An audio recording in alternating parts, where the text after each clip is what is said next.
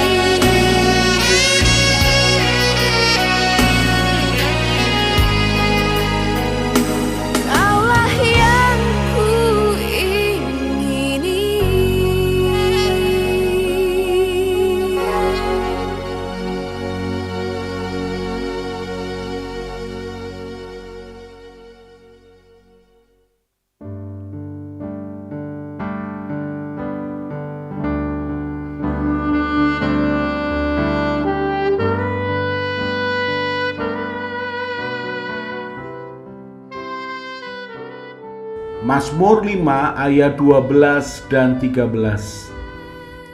Tetapi semua orang yang berlindung padamu akan bersuka cita, mereka akan bersorak-sorai selama-lamanya, karena engkau menaungi mereka. Dan karena engkau akan bersukaria orang-orang yang mengasihi namamu. Sebab engkaulah yang memberkati orang benar ya Tuhan. Engkau memagari dia dengan anugerah-Mu seperti perisai.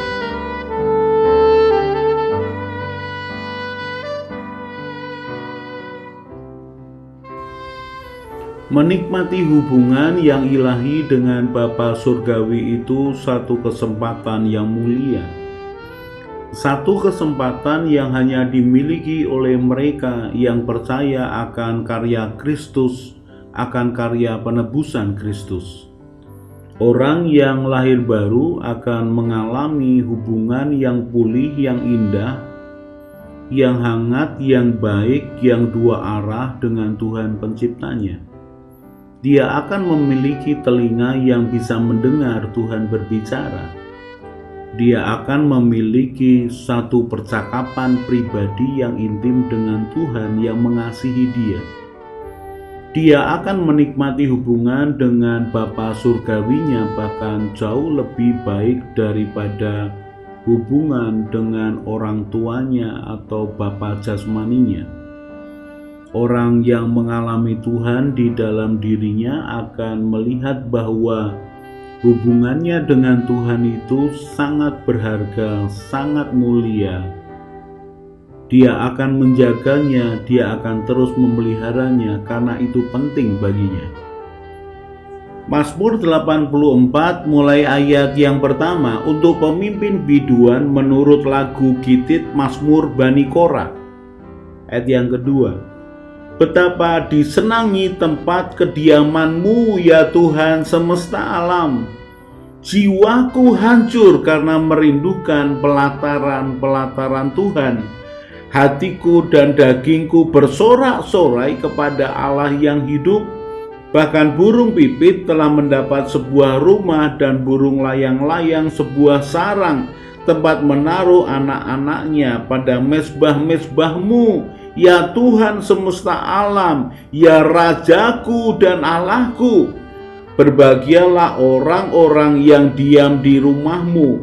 Berbahagialah orang-orang yang diam di rumah-Mu, yang terus-menerus memuji-muji Engkau. Berbahagialah manusia yang kekuatannya di dalam Engkau, yang berhasrat mengadakan ziarah. Apabila melintasi lembah Baka, mereka membuatnya menjadi tempat yang bermata air. Bahkan hujan pada awal musim menyelubunginya dengan berkat. Mereka berjalan makin lama makin kuat, hendak menghadap Allah di Sion. Mazmur dari Bani Korah ini menunjukkan betapa dia senang dengan kediaman Tuhan. Dia senang berada di hadirat Tuhan. Bahkan dikatakan jiwanya hancur karena merindukan pelataran-pelataran Tuhan.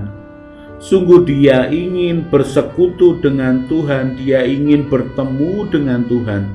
Karena dia mengalami kenyataan ketika bertemu dengan Tuhan, maka dia mendapatkan hubungan yang indah yang dia tidak dapatkan dengan manusia yang lain.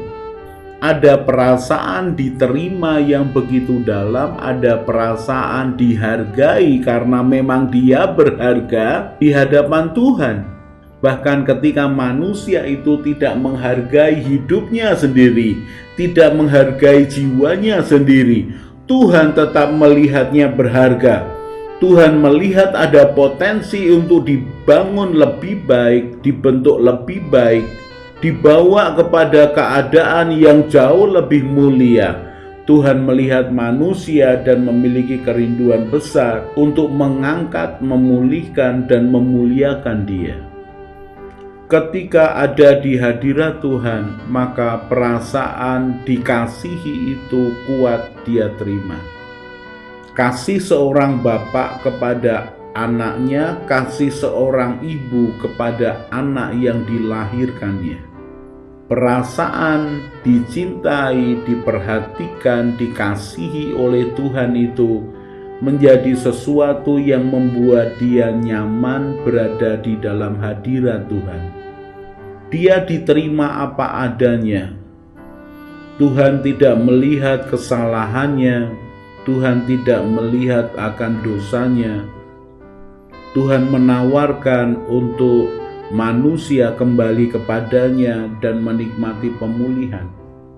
Manusia yang sadar akan kebutuhan jiwanya akan Tuhan akan bertobat, berbalik dari dosanya, kembali ke jalan Tuhan. Manusia yang merindukan Tuhan akan merespon tarikan hati untuk kembali kepada Tuhan. Dikatakan di dalam Mazmur 84 ayat yang kelima, berbahagialah orang-orang yang diam di rumahmu, yang terus-menerus memuji-muji Engkau. Orang yang ada dalam hadirat Tuhan tidak akan berhenti untuk memuji-muji Tuhan. Hatinya, pikirannya, perkataannya adalah kekaguman bagaimana pengalamannya dicintai oleh Tuhan. Pengalamannya diterima, dipedulikan, dihargai, ditolong oleh Tuhan. Yang terjadi terus-menerus di dalam hidupnya menjadi alasan untuk dia memuji dan menyembah Tuhan. Orang yang mengalami Tuhan setiap hari, maka akan muncul mata air sukacita dan puji-pujian di dalam dirinya. Orang yang mengalami Tuhan tidak akan menahan mulutnya untuk memuji Tuhan. Dan Mazmur 84 ayat yang ke-6 dikatakan, berbahagialah manusia yang kekuatannya di dalam Engkau, yang berhasrat mengadakan ziarah. Berbahagialah orang-orang yang kekuatannya di dalam Tuhan, yang berhasrat, yang merindukan mengadakan ziarah, perjalanan rohani. Orang yang merindukan Tuhan akan melihat perjalanan hidupnya adalah perjalanan rohani dengan Tuhan. Kejadian demi kejadian yang dialami di dalam hidupnya semakin membuat dia sadar bahwa kekuatan manusia terbatas, tetapi kekuatan Tuhan tidak terbatas. Tekadnya untuk menjadikan kehidupannya perjalanan rohani dengan Tuhan membuat dia mengalami bagian demi bagian yang tidak terpisahkan dari dirinya yang rohani dan ilahi dengan Tuhan. Orang yang menginginkan berjalan bersama Tuhan akan menyadari bahwa dagingnya dan pikirannya yang melawan Tuhan itu menjauhkan dirinya daripada Tuhan. Dia sadar bahwa dengan berharap dan mengandalkan Tuhan akan membuat perjalanannya berbeda. Yesaya 59 ayat yang pertama mulai. Sesungguhnya tangan Tuhan tidak kurang panjang untuk menyelamatkan, dan pendengarannya tidak kurang tajam untuk mendengar. Tetapi yang merupakan pemisah antara kamu dan Allahmu ialah segala kejahatanmu, dan yang membuat dia menyembunyikan diri terhadap kamu sehingga ia tidak mendengar ialah segala dosamu. Orang yang berjalan dengan Tuhan, dia percaya bahwa tangan Tuhan tidak kurang panjang untuk menyelamatkan, dan telinga Tuhan tidak kurang tajam untuk mendengar akan suara hatinya. Orang yang berjalan bersama dengan Tuhan akan yakin bahwa dia ada dalam lindungan Tuhan yang mengasihi dia. Dan orang yang berjalan dengan Tuhan sadar bahwa niat jahat, perkataan jahat, perbuatan jahat akan menjauhkan dia dari Tuhan, akan membuat dia menjauhi Tuhan, sehingga sepertinya tangan Tuhan itu kurang panjang untuk menolongnya. Padahal kejahatannya lah yang membuat dia semakin jauh daripada Tuhan. Dan orang yang berjalan bersama Tuhan akan sadar bahwa telinga Tuhan itu tajam untuk mendengar bahkan perkataan yang lembut di dalam hatinya. Doa yang dia lakukan setiap hari di hadapan Tuhan membuat dia bisa merasakan akan suara Tuhan, bahkan suara Tuhan yang lembut dan pelan. Dan semakin hari suara Tuhan semakin keras di dalam hatinya karena dia hidup dalam takut akan Tuhan. Tetapi orang yang berjalan bersama Tuhan, kalau kemudian dia melakukan dosa, di dalam tanda petik sepertinya Tuhan tidak mendengar.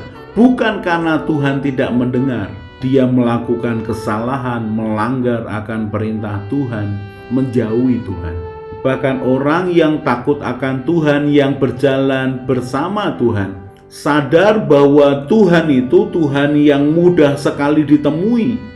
Kapanpun dia ingin bertemu dengan Tuhan, dia tinggal membuka hatinya dan menyerukan namanya. Bapa, dalam nama Tuhan Yesus, aku berseru kepadamu, aku ingin berbicara kepadamu dari hati ke hati. Orang yang takut akan Tuhan dan berjalan bersama Tuhan sadar bahwa Tuhan adalah pribadi yang mengasihi dia dan bersedia untuk berbicara dengan dia kapanpun, dimanapun. Tetapi dia juga tahu bahwa kalau dia melakukan kesalahan dengan melanggar perintah Tuhan, maka Tuhan dalam tanda petik tiba-tiba bisa menyembunyikan dirinya. Ketika dia berseru-seru, dia ingin berbicara kepada Tuhan, dia tidak merasakan akan hadirat Tuhan. Dia tidak merasakan akan keteduhan, ketenangan seperti biasanya di hadirat Tuhan. Dia sepertinya kehilangan Tuhan di dalam perjalanan hidupnya. Dan dia tahu itu karena dia melakukan dosa. Maka segera dia berbalik kepada Tuhan, mengakui dosanya, meminta ampun, kemudian kembali kepada Tuhan. Maka lambat laun dia akan kembali merasakan akan hadirat Tuhan, kasih setia Tuhan yang indah, yang menyenangkan, yang memberikan dia semangat, membuat dia bersukacita, membuat matanya itu berbinar-binar menghadapi akan kehidupan seperti apapun kesulitan, halangan, perjuangan yang harus dihadapi. Orang yang takut akan Tuhan sadar bahwa kekuatannya ada di dalam Tuhan. Mazmur 84 ayat yang ke-6 mulai. Berbahagialah manusia yang kekuatannya di dalam Engkau, yang berhasrat mengadakan ziarah. Apabila melintasi lembah baka, lembah duka cita, lembah tangisan, mereka membuatnya menjadi tempat yang bermata air. Bahkan hujan pada awal musim menyelubunginya dengan berkat. Mari perhatikan. Apabila melintasi lembah baka, lembah duka cita, lembah tangisan itu, mereka membuatnya menjadi tempat yang bermata air. Mereka membuatnya menjadi tempat yang bermata air. Siapa mereka? Mereka adalah orang yang melakukan perjalanan rohani, ziarah yang kekuatannya di dalam Tuhan. Dia tidak akan pernah kehilangan semangat kehidupan. Dia bisa melihat sesuatu yang positif di tengah begitu banyak hal yang negatif. Dia bisa melihat celah di hadapan pintu yang tertutup. Dia bisa melihat setitik terang di tengah-tengah kegelapan. Dia mengandalkan Tuhan, kekuatannya di dalam Tuhan. Bahkan ketika melewati akan sesuatu yang sulit, yang menimbulkan akan duka cita dan tangisan, dia berjalan bersama Tuhan dan mereka melihat Tuhan memberikan akan air kehidupan, bahkan mata air di tengah-tengah akan lembah duka cita atau lembah tangisan. Hubungannya dengan Tuhan yang indah, yang dekat, membuat sesuatu yang buat kebanyakan orang menjadikan itu duka cita, menjadikan dia sesuatu yang berbeda, sesuatu yang indah, sesuatu yang menjadi sumber kehidupan, mata air yang terus mengalir. Mazmur 84 ayat yang ke-8. Mereka berjalan makin lama makin kuat hendak menghadap Allah di Sion. Setiap orang yang mau menetapkan matanya untuk bertemu dengan Tuhan setiap hari, maka perjalanan hidupnya apapun yang dihadapi akan membuat dia semakin lama semakin kuat. Semakin hari bertambah semakin kekuatannya, karena tujuannya adalah berjalan bersama Tuhan, kekuatannya di dalam Tuhan, dan menikmati akan hadirat Tuhan senantiasa. Orang yang rindu akan hadirat Tuhan, orang yang rindu akan pengalaman pribadi dengan Tuhan, orang yang rindu untuk membangun hubungan pribadi dengan Tuhan, tidak akan kekurangan yang baik di dalam dirinya. Bahkan kekuatan akan bertambah dari hari ke hari. Mereka berjalan makin lama makin kuat hendak menghadap Allah di Sion.